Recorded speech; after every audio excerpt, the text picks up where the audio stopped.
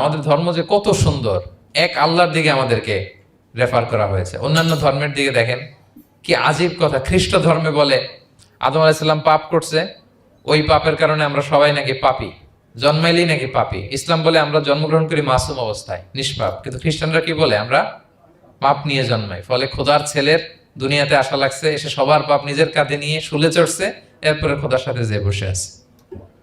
এটা হচ্ছে খ্রিস্ট ধর্মের কথা। অন্যান্য অনেক ধর্মে দেখেন ল্যাংটা বাবার কাছে যে মাথা নোয়াতে হয়।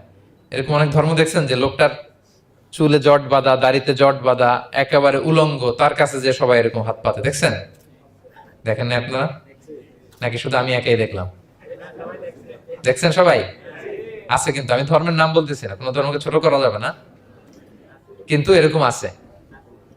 তো দেখেন কি সমস্ত অদ্ভুত নিয়ম কানুন। আগুন নিয়ে ওইখানে দৌড়াইতে হয়, এই করতে হয়। কিন্তু আমাদের এক সত্তার কাছে আমরা চাই, কোনো ভায়া লাগে না, মিডিয়েটর লাগে না, মধ্যস্থতাকারী লাগে না। আল্লাহ বলে ডাকার সাথে সাথে তিনি ডাকে সাড়া দেন।